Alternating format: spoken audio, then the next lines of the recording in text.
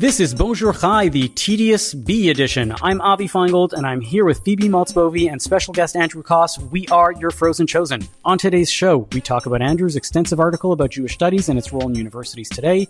We also get into the uses and misuses of Jewish Heritage Month. All this and more coming right up.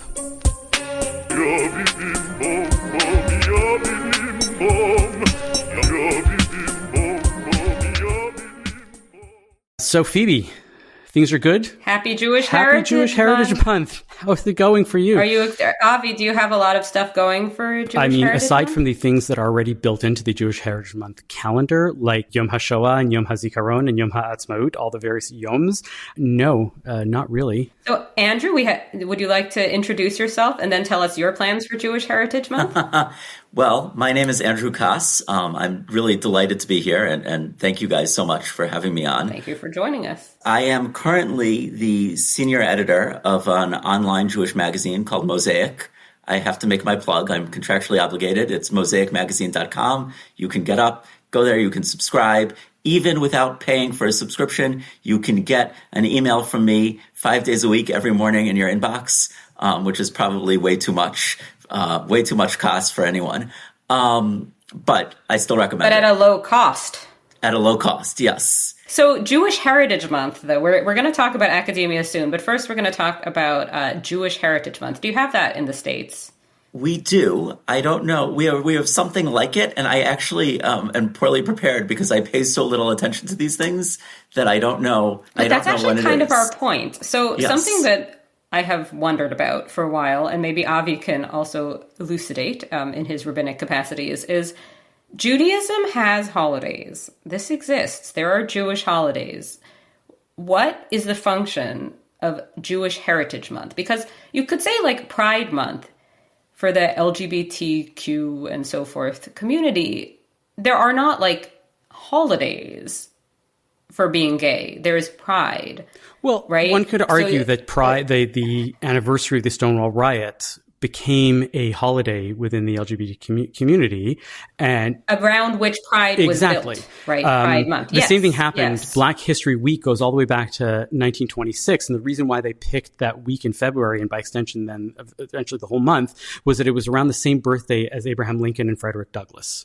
I think that when the Jews decided, the conspiracy of Jews decided that we needed our own global month to celebrate. The idea of putting it around Yom HaAtzmaut made sense, I guess, which is right around where this... And what is Yom HaAtzmaut for the people who do not know? Independence Day, which happened in 1948 and every year thereafter. But in Israel, I would assume there is no Jewish Heritage Month. Because possibly, yes. Every day is Jewish Heritage Month. So the reason I found this so compelling as a topic is because I got an email from the Toronto District School Board, the public school. Yes. The Board of Education. Tedious B. Yes. Very tedious. You know what? But actually, what's amazing, Avi, is that this works both ways. Like in New York, at least, it's the Board of Education. Get it? Board of Education. Yes. So you get the same thing.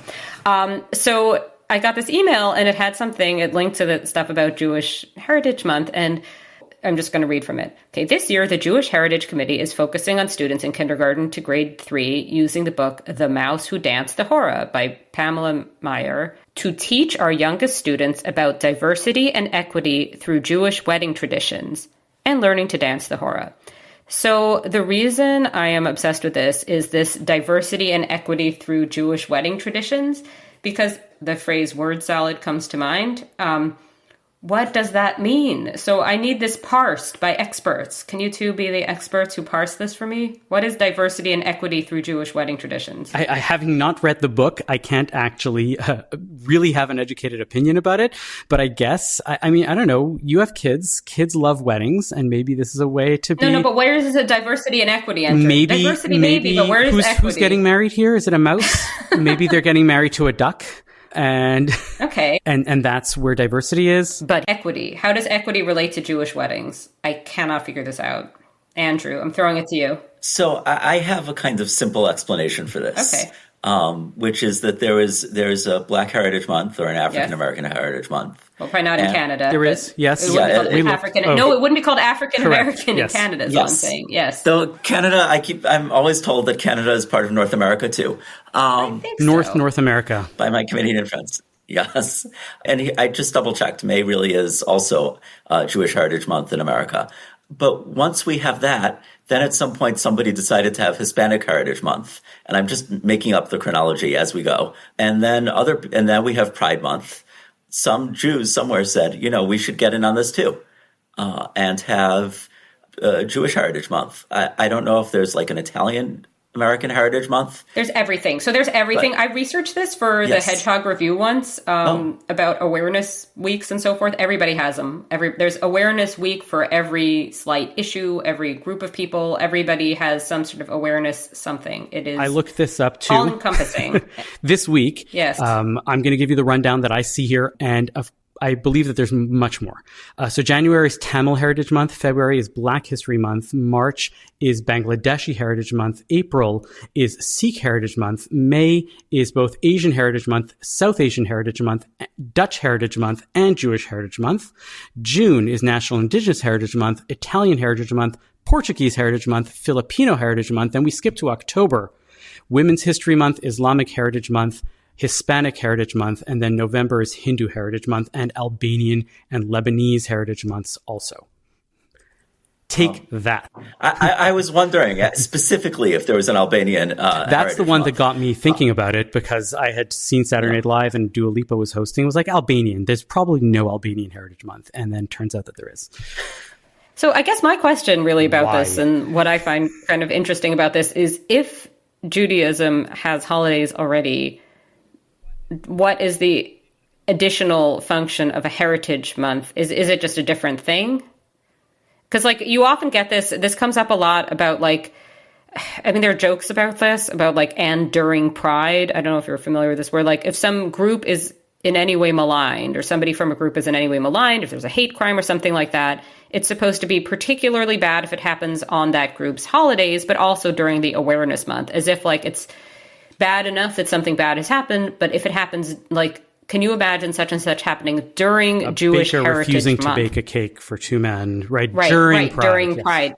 Yes, exactly. So, that seems to be the main way I see these heritage times as functioning. Am I a tiny cynical? bit? We discussed this on the Great Canadian Seder, the article I just wrote about universalism and particularism and the Seder, and I talk about how Jewish holidays are often supposed to be, at least in my mind, very particularistic, that there are holidays for us to be able to celebrate.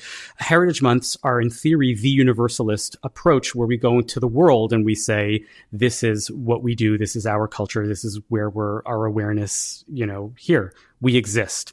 That's, in theory, what I think it could and should be, and that makes sense, except that I think that it doesn't actually do anything. How many people actually, given that Tamil Heritage Month has existed for many years, Phoebe, are you more aware or more sympathetic, or not that you weren't sympathetic already, to the Tamil cause? This is not a rhetorical question. I'm deeply asking you this. What I would say is that there is an awareness entity for everybody, and I am not equally knowledgeable about every single thing in the world, and I think that that's true. I guess I think this is kind of little foreshadowing, as it were. There's a little bit of a hint about what we're talking about generally in the episode, but just this question of, yes, there is a need, clearly there's some need to educate the general population on who Jews are, and that there isn't just some kind of the Jews, that's some kind of nefarious entity. And I'm being snarky, but yes, I would like it. I have a kindergartner myself. I would like it if kindergartners in Toronto generally understood that Jews were people and not some sort of, just idea or boogeyman or something. I think that would be nice. So yes, I think in that sense, having, I don't know whether Heritage Month is necessarily the way to do it, but having something that kind of guarantees this happens. And it should be in a positive sense, that it's not necessarily depressing stuff. It could just be hora. Active cultural. Absolutely. Yeah. And the hora seems, pretty innocuous tame and except it's not innocuous, because the irony here is that, and it's probably doesn't matter at all because nobody's going to notice it, is that when it comes to marriage and weddings, Jews are most uncomfortably particularistic, in that there's still a strong feeling, I believe, among Jews outside of the Orthodox world that Jews should marry other Jews. And if you're having a conversation with people of different groups, and I say to people, I only eat these disgusting crackers for 8 days every spring, and I eat outside for 8 days every fall, and I have these weird rituals and practices. Most people will say, oh, isn't that nice? Isn't that interesting? Tell me more about it. But I think if I said, it's many people in my religion consider it a real violation to marry to marry a non-Jew, that gets very, very uncomfortable. And now it's an uncomfortable conversation within the Jewish community. It's interesting because the Jewish community has not always been all that concerned about this in this way. It's the specific way in which Jews oppose intermarriage really grew out of the birth of there being widespread intermarriage, which prior to that, there was much more concern that people would hate Jews too much to even be in a room with one. So, but yeah, it's complicated. We may need to now move on to Jewish Heritage Month. So last week, we're going to forget about Jews and talk about Jews in a different segment instead. Yes. So let's move on to our main topic. Before that, let's hear from our sponsors. Are you in the market for a new watch or a special piece of jewelry? Are you looking for the perfect engagement ring to pop the question? Atelier Lou has all this and more. Eric and the team at Atelier Lou can craft a piece for you, or you can select from some of the exclusive designers that they offer. From a simple bangle to a statement necklace, Atelier Lou can make you or your loved ones sparkle. Located in the heart of Westmount in Montreal or online at atelierlou.com, visit Atelier Lou for your next watch or jewelry purchase. And when you do, make sure to use promo code BON18 for 10% off your next purchase. That's atelierlou.com. The reason why we brought you on here, Andrew, was not just to talk about all those things and to hear about your wonderful scholarship and the things that you do, but the things that you write. Like writing this epic article about Jewish studies that we're going to talk about now. So tell us, please, what's the deal with Jewish studies today? So I wrote this article because I've noticed since October 7th, but really it's been going on longer, that we have all these cases of prominent professors of Jewish studies signing on to letters and petitions, writing op-eds, making public statements that again and again seem to go against and run contrary to what I think are the interests of the Jews as a collective here in the United States, and I think against what most American Jews would say are their interests. Which, of course, is very muddy waters because Jews, as we all know, don't agree on anything at all. And I think it was particularly noticeable when after the Claudine Gay hearings, Claudine Gay was the president of Harvard, who ended up losing her job after the congressional hearings because of a related plagiarism scandal. Harvard was trying to redeem its reputation. It puts together a new revived anti-Semitism committee. That's a committee to fight anti-Semitism, not a committee to create anti-Semitism. But obviously it taps the head of their Jewish studies department, a guy named Derek Penslar, who is a very well-respected scholar, and I respect and like his work a lot very much too. And the first soundbite we get from Professor Penslar is anti-Semitism is exaggerated. That led to a whole campaign in sort of right-wing media that I think was a little unfair to him, digging out quotes from his book out of context and stuff like that. But the fact of the matter is, it would be nice, since a lot of Jews on college campuses feel that they've been experiencing anti-Semitism and have been experiencing anti-Semitism, for Jewish studies professors to come out and say, this is terrible, what can we do to help? Mm-hmm.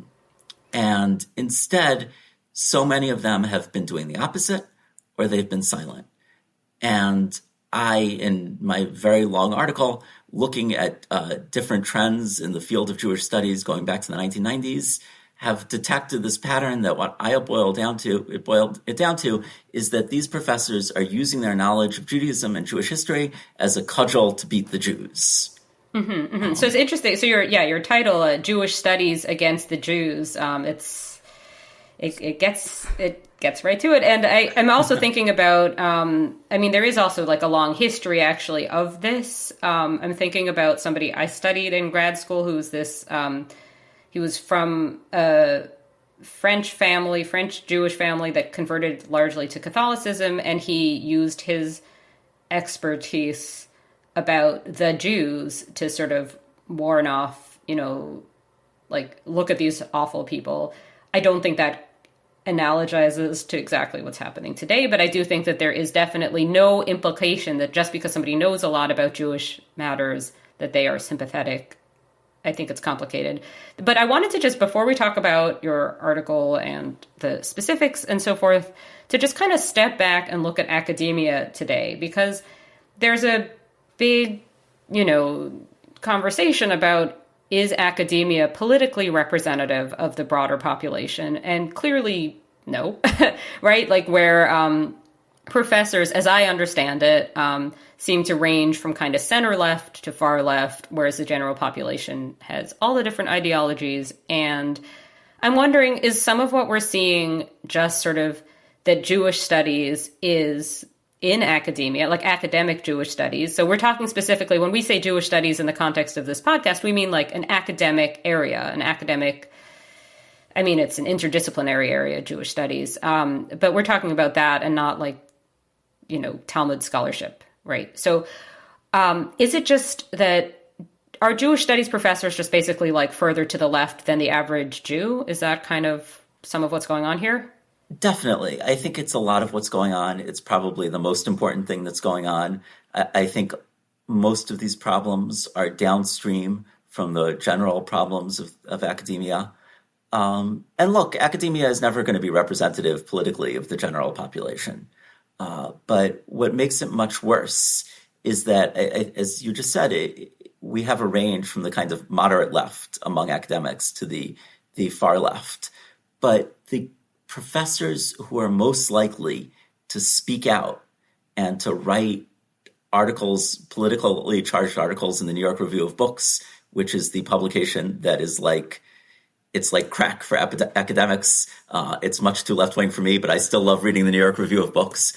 And they tend to be extremely left-wing. And if you get a soundbite from a professor about something that is not sort of directly related to some detail of their narrow area of expertise, but something more generally political, it tends to be from the most extreme left. But, and this is a real element of confusion, because the job of professors is to write scholarly articles with lots of footnotes that only 7 people will read. Mm-hmm. I just had one zoomed out question I wanted to ask before Avi, just one quick sort of zoomed out, which is just, it seems like maybe some of what's happening is that fighting anti-Semitism has become a right-wing coded thing, whereas fighting racism, fighting transphobia, fighting homophobia, fighting sexism, although that's more complicated in some ways, these are all still left-wing coded things. And that I think that's why, that's why there's this tension, right? So two points. I don't know if you read this week, Ian Bogost had a piece in The Atlantic called Helicopter Academia. I'm trying to remember the exact title, but it's about this, where he's been noticing over the past couple of weeks with all of these protests and all of these encampments that professors have been getting involved. And he thinks that it's not necessarily the place of professors to get involved, and that doing this is what they see as part of, maybe it's their mandate or it's expected of them. But in reality, professorships should, be a little more hands off, and it's about the scholarship and not about getting involved in, students' lives. So I guess I wanted to ask more specifically, why do we think that the role of a professor is to really be a coach and a mentor and out there for their students to help them promote Judaism on campus, when in reality, they really, they might have students of both sides or various sides in their classes, and maybe it's their job to stay away from these types of things.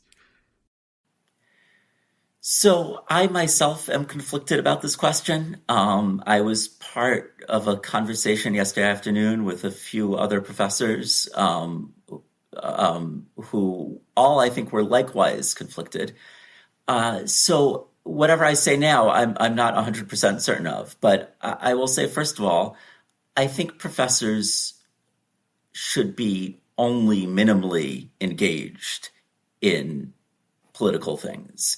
I think, like, I have a Twitter account. I don't tweet a lot, but I tweet my opinions about politics from time to time because I'm a journalist in politics. I would not say half the things I say if I were still an academic because I think it's not appropriate. And I think everything you say on Twitter, if you're a professor, you're saying as a professor, and you have to be very, very careful, especially because you have students who are Republicans and Democrats, who are left-wing and right-wing, who are libertarians and anarchists and everything else, and you have to be a professor for all of them. Mm-hmm. So I think you should be very limited. And on the other hand, I think when you have a burgeoning anti-Semitism crisis, and since professors are not limiting themselves that way anyways, I think Jewish studies professors do have an extra obligation. And I think the idea that Jewish studies is just some entirely theoretical, purely academic thing, it's not really true. It was never the case.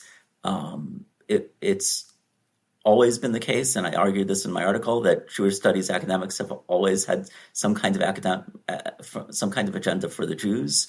But at the very least, if you are a Jewish studies professor and you're going to speak up for the Jews and not against them. So, I mean, yes. Sorry, I just want to jump in before, because we're going to talk about the purpose of Jewish studies, which is interesting but a bit abstract. And I wanted to just first, again, tie this back to current events and these encampments and the role of faculty, because I feel like we need to separate out maybe two questions, which is, can professors be politically engaged people, and should they be involved in student affairs? And I feel like, to me, those are very different questions. I think it's fine for a professor to have political views. I think it's tricky today, yes, with Twitter, that, students could find it. But I would make a big distinction between a professor taking a side in student affairs as versus having their own politics. And I think what we're seeing now is professors taking stands both for and against so-called student encampments. I say so-called because it's a big mix. It's not all students. It's unclear that this is really properly understood as extracurricular activities or student activism, whatever you want to call it, because it's a bunch of different people. But what I just wanted to highlight is that because this is new as we're recording, is that professors at the new school have, per the headline in Democracy Now!, professors at the new school launch first faculty encampment for Gaza. It's interesting, right? So I think the way faculty get now described, it's almost as if they're part of a student movement. And like the youth includes almost like faculty. And I think what I've noticed is, yes, this changing norm now where like professors who stand by their students, like I've seen a lot of left-wing professors, like I stand with the students, meaning the students in the encampments. But clearly there are other students who oppose the encampments, and then what, right? Are these professors engaging in politics, or are they engaging, and I mean the ones for or against the encampments, are they engaging in politics or are they engaging in student affairs? And to me, this is all just very blurry right now. Absolutely. And again, it's complicated. It's conflicted. I wish professors would not join encampments. I wish professors would not join or start encampments. Yes. I wish they would stop. But you do wish that they would join the Jewish students. No, I don't want them joining the counter-protesters. I'd rather professors, if students want to protest, great. But there are two things I want to say. One is, after talking, since I wrote this article, a lot of people have reached out to me. I've reached out to people. And more, I think the faculty are behind the worst of the anti-Israel protests. And that's something to keep in mind. Is there data behind that? No, this is like anecdata. It's an assertion. I mean, it's from what I've observed, talking to people, multiple people in different universities, reading about this. But I don't have a hard facts, and I'm open to learn more. Again, it's a few faculty members. It's mostly, I think, in Middle East studies. But that seems to be indeed part of the problem. And you have to wonder where students get these ideas, where they get this particular slogans. And I don't know the answer to that. So I think we should dive into this question, and I'm going to then hand it back to Avi of what is Jewish studies for? Because I think that's really at the heart of this. Like, is this, because you get at this in your article, Andrew, about sort of where Jewish studies fits in with other minority group sort of area studies, right? So like I did in grad school French studies. There was no advocacy component. If anything, French studies against France was the norm. Like it was constantly about how racist and sexist and evil France is. But at the same time, I should say, with an expectation that the students be either French or very Francophilic and wear the scarf correctly and all of this. So it was complicated. But there wasn't an advocacy. What I'm getting at is it wasn't like with Jewish studies where there might be an advocacy component. Or certainly, if you do gender studies, you're probably not going to get somebody who's in favor of like conversion therapy and then doing their gender studies PhD, right? There would be sort of implied politics that are beyond just this group of people should be left alone. It would be maybe more advocacy. So do you want to tell us, Andrew, where you think Jewish studies, like a little bit about the trajectory of Jewish studies as an area studies? So yes, I mean, I think, it's just very striking, the gap between places like French studies and like African American studies, like where people are expected to be engaged and expected to be engaged on a very particular side. Looking at Jewish studies, it's something that started in the 19th century, around the 1830s, give or take. This is how it's usually told with this thing called Wissenschaft des Judentums, which means that it's usually translated science of Judaism, but it's really Jewish studies. And Jews wanted to get into academia. And I think from the very beginning, and this is what I argue in my essay, that these were Jews who wanted to change Judaism. They were very much connected to the early Reform Judaism, and then I think even more so the kind of precursors to what's now conservative Judaism. But they also wanted to show that Jews were respectable and that Jewish things could be studied in the university like other things, and studied by people who were not anti-Semites, but even by people who were Jews.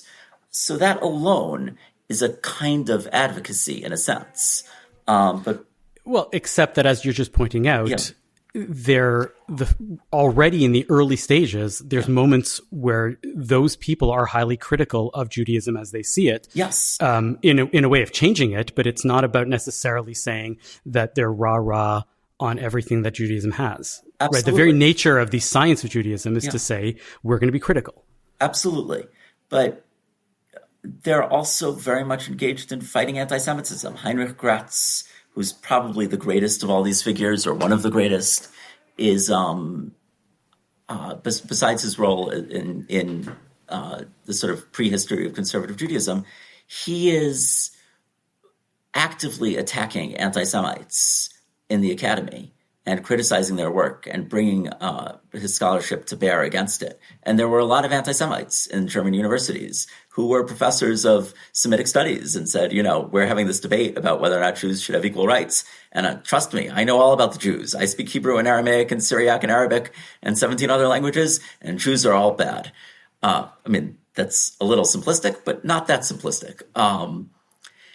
And you see that all the way through. You see that in the sort of next phase of Jewish studies, which happens in Russia. You see it in interwar Poland, and you even see it in, you see it in both post-World War II America and and certainly in Israel, where there's a kind of Zionist historiography. And look, it has its problems, and I think lots of what these people did was skewed by their biases and their agendas. But the distinction I want to make is that they had a kind of positive Jewish agenda.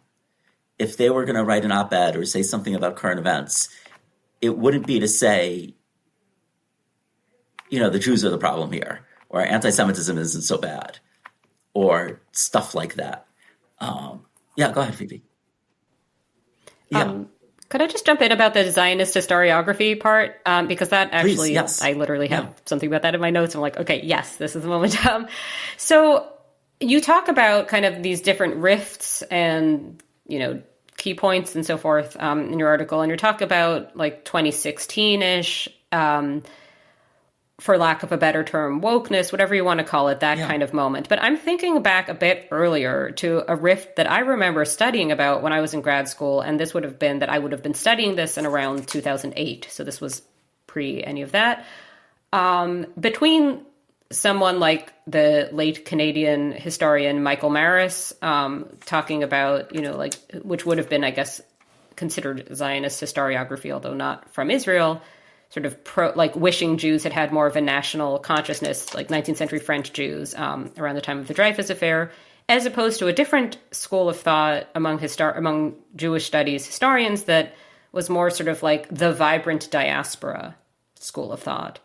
And these two schools of thought certainly opposed each other. I definitely came across much more of the vibrant diaspora one, and like that was the norm when I was studying, and like if you pushed back against that, you were kind of a Zionist weirdo. And so I guess I was in grad school. But what I'm wondering, but these both seem to be presenting themselves as pro-Jewish, just in different ways. And I'm wondering if, like, today, you do get a lot of nonsense under the banner of Jews for a free Palestine, where it's dubious if the person is even Jewish, but you also do get Jews who are, that is their stance, right? So are these professors, like, do you think they understand themselves as being against Jews, or do you think they understand themselves as it's tikkun olam, they are actually the good Jews and the Zionist Jews are the bad Jews? Like, how do you think there's just a difference in understanding? Like, do you think that they see themselves as being just pro-Jewish in a different way? Of course, but I think they're wrong, first of all. I don't want to beat around the bush, but I think if you look at their actions, you see something very disturbing. I'm just going to take a specific example. David N. Myers, again, very brilliant scholar at UCLA and a nice person. I mean, we've had a handful of personal interactions, but who's always had this kind of strong anti-Zionist attitude, for lack of a better word. I think if you really sit him down, he's more subtle, but whatever. He writes last week, when everything is coming to a head at UCLA with the encampments and everything, an opinion piece in the foreword condemning the counter-protesters. Now, I haven't been up to the latest reports on what happened at UCLA, but there were people throwing firecrackers apparently at the encampments, and the counter-protesters, we don't really know who they are. And you guys, if you've heard later information, update me. Things got out of hand. I'm against anyone doing anything violent. I think the police, if whoever's throwing firecrackers or punching people from whatever side, the police should just grab them and lock them up and get them out of there. But why is it that only when the counter-protesters do something David Myers doesn't approve of does he come and write an article in the Jewish Forward about it? He hasn't written a single article saying, I'm really concerned about the anti-Semitism at these protests, or even to say, look, I am a post-Zionist, or I am a extreme liberal Zionist who wants a really different regime going on in Israel. I consider myself pro-Palestinian, but I'm really disturbed about the anti-Semitic things that are going on and some of the slogans being said at these encampments. I think they're intimidating Jews, and I think that's bad, even though I have some sympathy for their cause. As a professor, maybe him, like Derek Penslar, actually doesn't think that it's as bad as it is. And, if I trust Derek Penslar's scholarship, I do trust his minimizing of what's actually going on a day-to-day basis. And that, maybe he is okay for being the head of a task force, right? Just because somebody is saying something that I don't agree with doesn't mean that it's automatically wrong. Of course. But I mean, I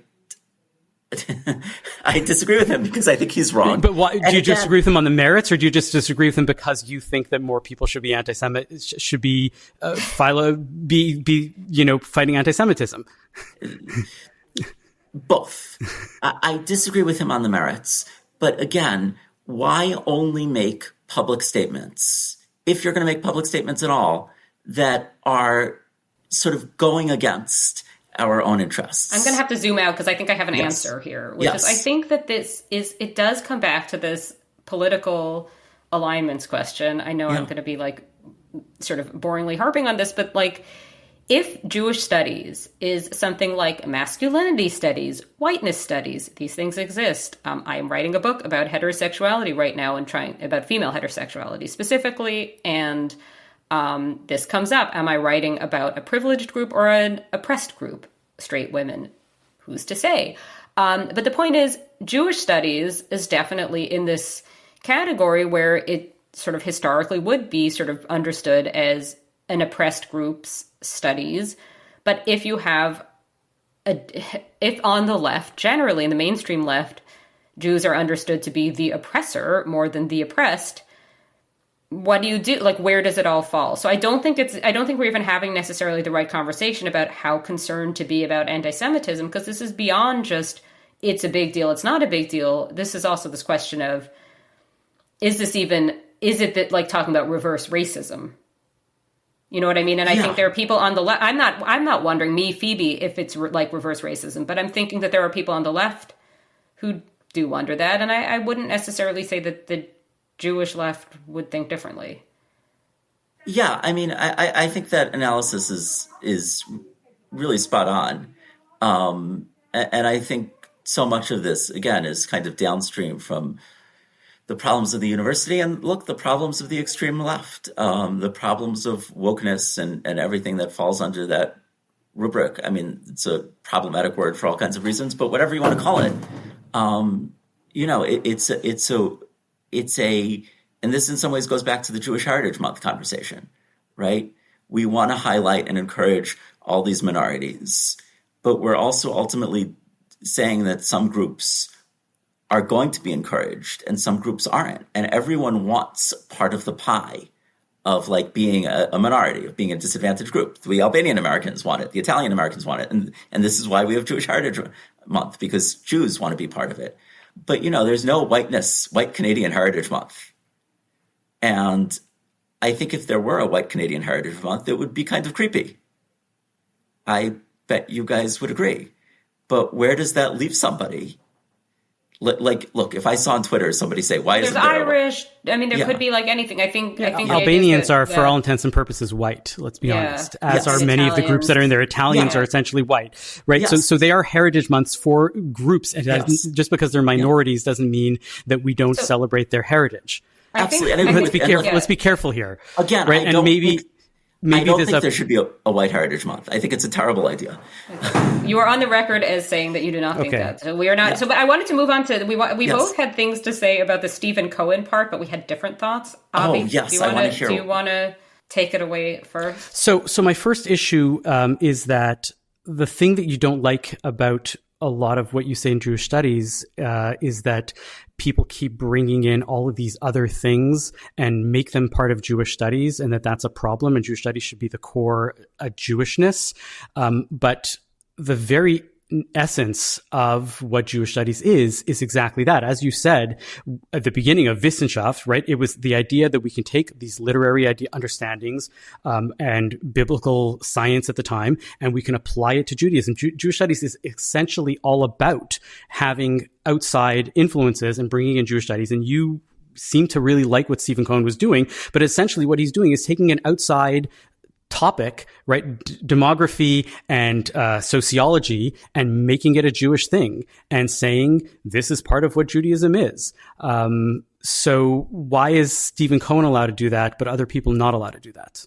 It's my first question, but I have other things about Stephen Cohen also. But let's start with that. Okay, I mean, look, I think that's a really fantastic point. I mean, what I would say is that yes, we should be bringing other things, and that includes, I mean, certainly. We mentioned Marian Kaplan, who I think was one of Phoebe's doctoral advisors. Her early work bringing in women's studies to Judaism, some of it is brilliant because, there are a lot of Jewish women and nobody was writing about them. Half of all Jews are women. I think it has to be that we're bringing in other things, but A, it has to be more than saying, hey, look, we can do this too. And B, it has to be not losing sight that it's ultimately about the kind of core Jewish story. But that being said, what is that core Jewish story? And how does one define it? Because oftentimes when you're bringing in, if you're really being critical about it in the neutral sense of critical, you will often find things that are not great about whatever it is that you're studying. And you're saying, well, we have to stop at that point because we only have to be promoting Judaism. No, I'm not saying that, but I'm glad you said that, because I laid the trap for myself that you just sprung. So I'm not saying that at all. I'm saying that, look, if you're going to be making public statements, make public statements that you think will be helpful. And think about the Jews if you're going to be an engagé professor of Jewish studies. And it's one thing to expose Jewish faults, as we all should be doing. But that's what these professors are doing. Isn't that what these professors are doing? They've studied Judaism for decades. They have decided that there are some critical faults with some aspects of what goes on within the Jewish community. And they're now making statements and saying, maybe this is a problem. We need to talk about this. And that doesn't fit into other people's models of what Judaism is or should be. And, that's not their problem. They say that this is where the scholarship has led me. Right, David Beale, who you bring in, right, as he's a huge scholar. You may not like what he's doing. I like some of what he does. But he's very well respected. And if anything, what he has done that is excellent is saying that there is secular Judaism, that secular Judaism exists, that not only that, but there is not one Judaism, that there are multiple Judaisms, the Judaisms across the spectrum. Nobody owns the one single truth of Judaism. And that's an amazing thing that he says that changes the entire field of Jewish studies, I think for the better, because it includes so many more people. But if you think that the core thing was these Torah observant Jews that were living from the 4th till the 17th century, and then all of a sudden people became secular, and that's a bad thing, then David Beale is a bad scholar. But it seems to be that everybody in Jewish studies seems to think that David Beale is a great scholar because he is including all these things. You see what I'm getting at? That who gets to say what is good for the Jews or bad for the Jews? This is too complicated a question for me to answer in the next 5 minutes. And you've pointed, I think, to a real flaw in my essay, but now in my own, or a weak spot, let's say. But in my own defense, I don't even think what Beale was doing is bad. I like a lot of those articles in Cultures of the Jews, which just to tell everybody, it's a big book that I criticized modestly in the essay, and it brings together different people taking these kinds of very new approaches and what was fashionable at the turn of the century to Jewish studies, and it brings together all these different perspectives on different places and time periods. I mean, they're good articles, and I don't think we should only be studying. I certainly don't think we should only be studying Orthodox Jews. Most of my own research is on non-Orthodox Jews. I certainly believe we have to take secular Judaism seriously. So again, who gets to define what's the essential Jewish story? I mean, who knows? And it's a real problem.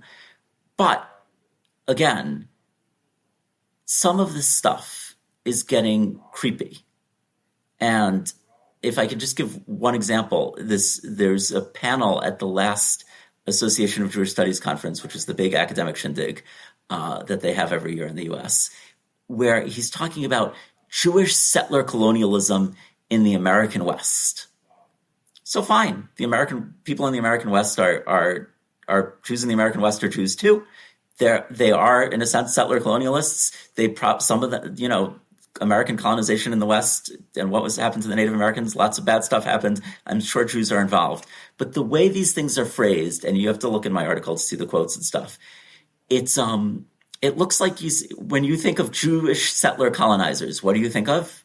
You think of Israel, because everyone is saying Israel is a settler colonialist state and therefore bad. So now you seem to be saying, and it's very close to the surface, look at these Jews, they're being settler colonialists again. And that's really creepy and really disturbing. And it ends up a kind of essentializing Jews as bad. And that's, again, we don't see this in any other studies department. I don't think what those people are saying is that Judaism is bad. They're pointing out Judaism had some problems, and therefore it is our responsibility to point it out and for other people to maybe fix it. It's not just to downplay the Judaism. I think the thing that you're missing here is hey, this happened, let's be better at it. Which is a huge part of it, but isn't necessarily part of academia. Academia is there to observe and to be historians and to not be activists necessarily. Like, that's not their job. And then they put it out there and people can go and pick it up and say, well, let's be better at this. Yeah. And if Jews. It was just, it's not just, I hate the Jews, I'm going to talk about this. even though I'm Jewish. That's the way it was framed. And, if it was, I'm studying Jews in the American West, and look, I found out that there are, Sidney Schwartz came to America from Lithuania in 1872 and then went out west and slaughtered a bunch of Indians, Native Americans rather, and he's part of, and here Jews are part of this really ugly story that's part of American history. Why not do that research? Sure. That's real. And But don't talk about it because it's bad for the Jews. No, talk about it, but don't talk about it that way. And don't talk about how contemporary Jews have to do tshuva for what some 30 Jews in Montana did 100 years ago. So I want to jump in on a different angle with the whole Stephen Cohen thing. Please. Kind of two parts. One is you talk about sort of a tendency in academia generally to focus on outliers and fringe cases, right? Yes. And you kind of throw gender studies or women's studies or whatever into that pile. And I have to say, that threw me off a bit because, yes, I do think I have noticed a tendency to treat the fact that non-white, visibly non-white Jews have been overlooked to sort of compensate for that by pretending that it's like a 50-50 shot whether a typical Jew in New York or Toronto or something will be, black or white. And no, that is not really how it works. And yes, I think you can talk about anti-Semitism without pretending that this is as intersectional as you might want to. Fine. I think that's just demographically, factually the case. Half of Jews are women. And it seems there had been this tendency, and not unique to academia, also just when people talk about, entertainment, you got a list of Jews and it's all Jewish men. And I think that also came out of a very specific Jewish feminist tradition. So a lot of the main second wave feminists were Jewish, right? Yeah, I mean, maybe I should have clarified some of that more or modified it slightly. I mean, I do say that a lot of scholars recently, and in part because of people like Marian Kaplan, who was one of the big people bringing in women and gender studies into Jewish history, people like David Beale, they are exploring things that should be explored and were neglected. And I'm in favor of that. Like we've both mentioned, half of Jews are women. And this is really important. It's not marginal. Let's bring it back to the Jewish studies in general and your overall point here. What do you think is the purpose of Jewish studies in 2024? And what's the point of it? Because as you're the one that said it, it's not necessarily outreach. It's not a substitute for Jewish day school. What do we use it for and what should we use it for? So I think that, first of all, Jewish studies professors will have to admit that they're not engaging in a totally neutral science, which is what I used to kind of think. But they sort of can't escape the fact that they're doing something Jewish. At the same time, they have to pursue their research objectively and be careful about their public statements, even if they're public statements that I agree with, and try to strike a balance between the need to be Jews and realize that even if you're not Jewish, that Jewish studies has to do with the Jews and the Jewish fate. And there are many non-Jewish professors who have done a great job of that. But also that you want to pursue the best scholarship and uncover new things that have been untouched. Please do more of that. And what happens when Jewish studies scholarship finds critical things as part of that objective studies? Write about it, and write about it mercilessly. But don't say, as a Jewish studies professor who has studied the Jews, look, everybody, how bad the Jews are. Don't do that, especially in that silly voice. But So basically what you're saying judgment. Is do the research, yes. Right? Write about it. But as soon as you find something that's critical and that in some people's minds isn't good for the Jews, because as you said, as we've established, what they are doing is what they think is good for the Jews. It's just not what you think is good for the Jews. That's when you have to deal with it. Talk about it in a reasonable, sober way. I mean, again, if David N. Myers wants to argue that, in Israel in the 1950s, the treatment of Arabs was worse than people think, or that this massacre happened during 1948 that hasn't been studied, then we can have an argument about the history. That is fine as long as it's based on good research. But again, to only speak up when you have something bad to say to the Jews about the Jews, and never speak up in the midst of this terrible anti-Semitism crisis that is on these things that are going on, and Hamas becoming like normalized on college campuses, when Jews were slaughtered in Israel, and the Jewish state is like kimat fighting for its existence. You know, to only have something to say when you see it, I'm not talking about research. I'm talking about when you see a Jew doing something bad right now. That's insanity. And to be motivated in your scholarship to dig up the examples of how bad Jews have always been, that's a little sick too, which is really, really different from mucking around in the archives and finding complicated stories that are real and complicated, and where, yes, Jews have done all kinds of terrible things and will continue to do them. Some of us even inflict podcasts on the general public, which excellent. Most of which are not as intelligent. And Andrew, this has been a great argument. As I always tell people, whenever these arguments become like this, it's a machloket l'shem shamayim. It's an argument for the sake of heaven. It is all theoretical and wonderful, and we really hope you can come back sometime. Me too. Will you stick around and do nachas with us? I'd love to. Excellent. We'll get to that right after this.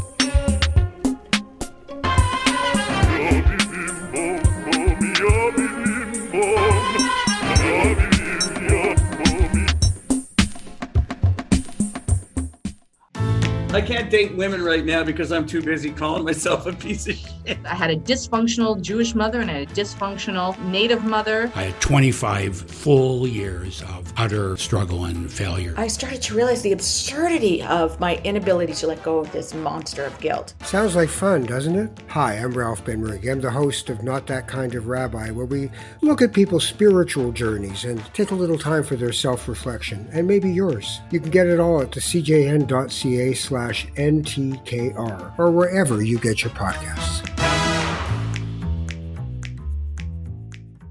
All right, Andrew, do you have a nachas? Are you broigus with something? Tell us about what you have on your mind.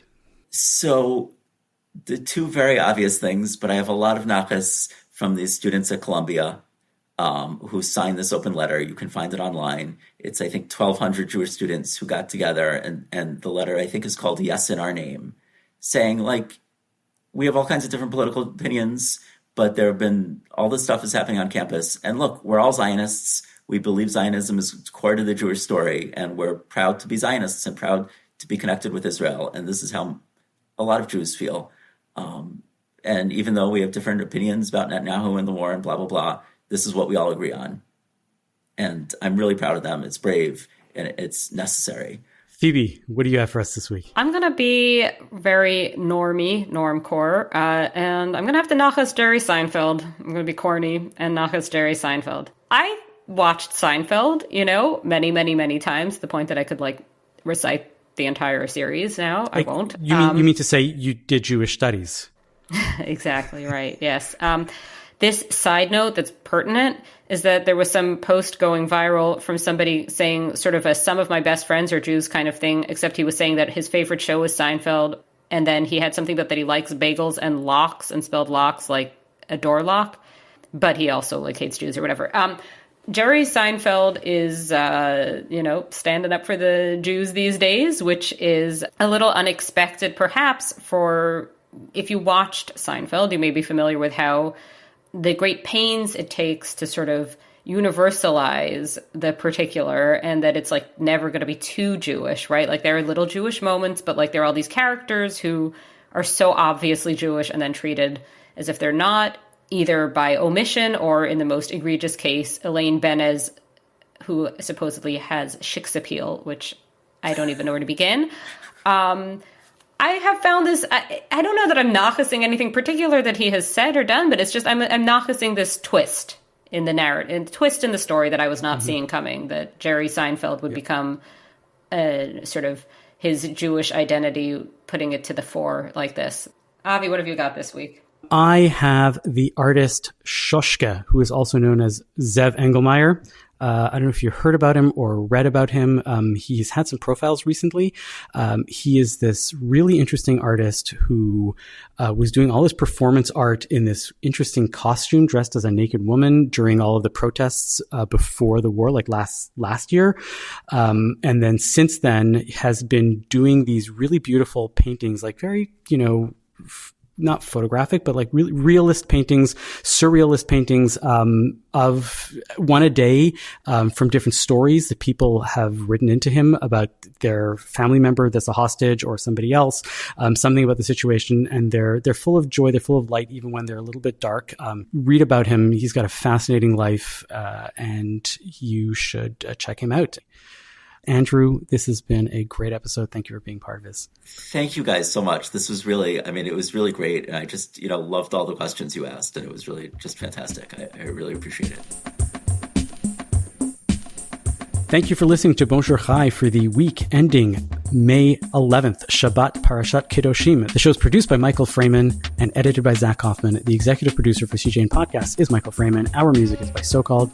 We are a project of the Jewish Living Lab and are distributed by the CJN Podcast Network. You can listen to all our past episodes on our page at thecjn.ca/bonjour, and you can subscribe to the podcast and automatically receive all episodes on Apple, Spotify, or wherever you get your podcasts. We'd love it if you tell a friend about Bonjour Chai. It is one of the best ways we get new listeners. And as always, you can email us with comments at bonjour@thecjn.ca. Y'all remember that joke from Airplane? The old lady asked for some light reading. How about this leaflet, famous Jewish sports legends? But in actuality, that's changing. Jews are crushing it in sports around the world, and we are here to celebrate them. Sandy Koufax gets his 10th strikeout. Zach Hyman, his first career hat trick. 41 points for Diddy Avdia. It's Sue Bird's building. I'm Gabe. And I'm Jamie. We love Jews and we love sports, but most of all, we love kvelling over Jews in sports. Together we host Menschwarmers, the longest running Jewish sports podcast in the world. Listen and subscribe at thecjn.ca and wherever you find your podcasts.